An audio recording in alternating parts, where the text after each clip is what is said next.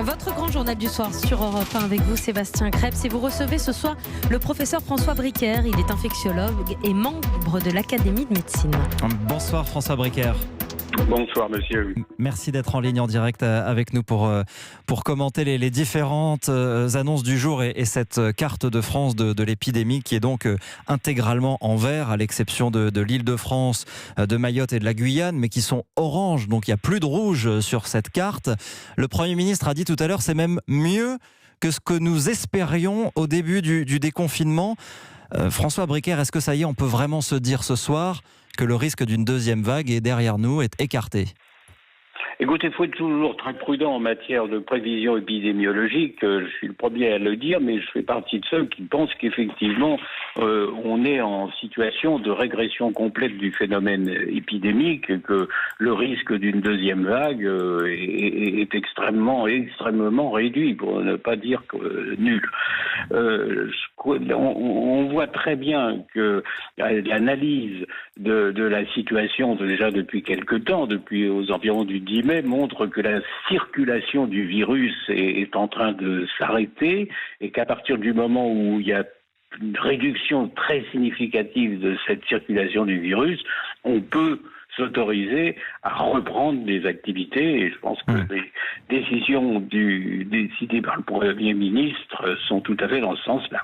Concrètement, aujourd'hui, il y a quasiment plus de cas qui arrivent dans les hôpitaux? Écoutez, la réduction est extrêmement importante. Encore une fois, il faut surveiller, mais de toutes les sources que l'on peut avoir, aussi bien à l'hôpital que dans les cabinets médicaux en ville, on voit bien que le phénomène épidémique régresse complètement ou presque. Avec donc des bémols sur 2 départements d'outre-mer, la Guyane et Mayotte, et sur la région Île-de-France. Vigilance particulière sur le Val d'Oise qui semble être le département le plus rouge, en tout cas le plus orange foncé, puisque l'Île-de-France est orange. Pourquoi c'est différent en Île-de-France? Qu'est-ce qui est différent? Écoutez, la concentration urbaine, ça fait déjà un petit bout de temps que l'Île-de-France est pointée, si je puis dire, comme étant une zone particulièrement à transmission élevée. Ce qui est tout à fait normal, c'est la densité de population. Vous savez que dans le phénomène épidémique, beaucoup de facteurs jouent, dont la densité, mais aussi des facteurs favorables comme l'ensoleillement, l'importance de la luminosité, etc. Et donc tout ceci aboutit à voir une majorité de départements devenir verts quand ils ne l'étaient pas, et puis à ne garder encore que l'Île-de-France qui n'est plus rouge. Mais justement, il a fait très. Vous parliez de l'ensoleillement et de la température. Il a fait extrêmement beau un peu partout en France, globalement, depuis plusieurs semaines maintenant. Ça a joué pour nous. Vous attribuez à la saison une partie au moins de la réponse et du recul de l'épidémie?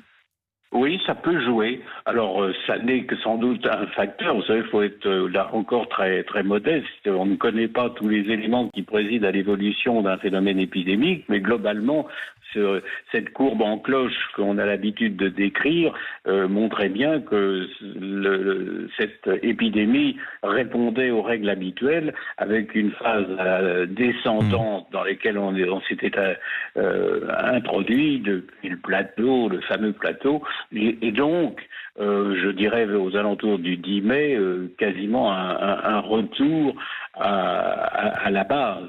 Donc, autrement dit, une circulation du virus extrêmement diminuée. Vous dites une évolution naturelle comme n'importe quelle épidémie. D'autres médecins l'ont dit, même déjà depuis un petit moment, que l'épidémie reculait et qu'elle reculerait quoi qu'il arrive.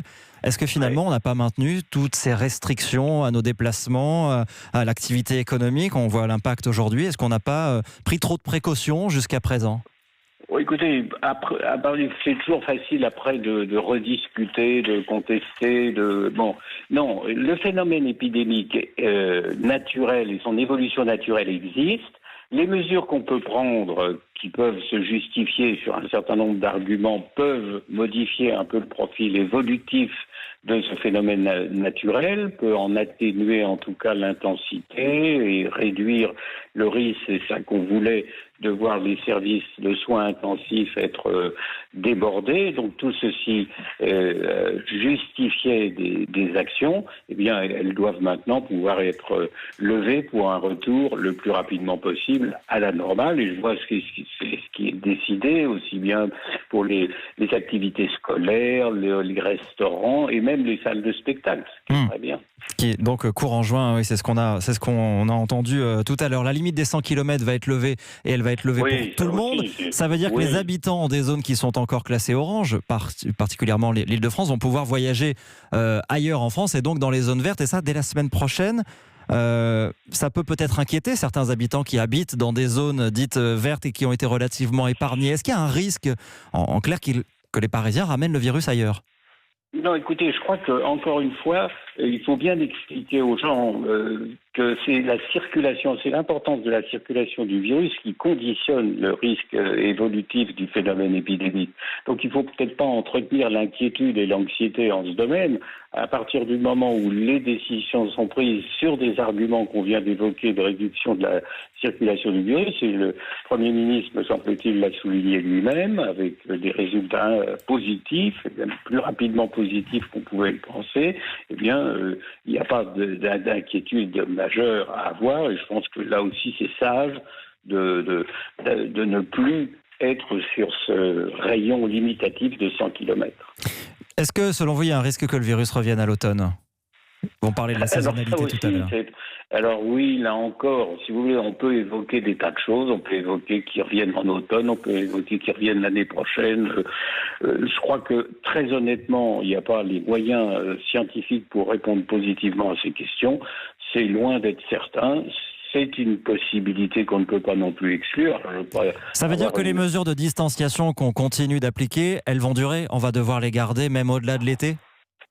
Écoutez, je crois qu'il est sage de maintenir, pendant qu'on élargit ce déconfinement de façon significative, il est bon qu'on respecte encore quelques mesures de précaution, de mesures barrières, ça n'est pas mauvais, des règles d'hygiène, de façon à réduire au maximum le risque éventuel d'une reprise. Garder des mesures de précaution. Merci beaucoup François Briquer de nous avoir répondu ce soir, infectiologue, et je rappelle que vous êtes membre de l'Académie de médecine. Merci à vous, bonne soirée.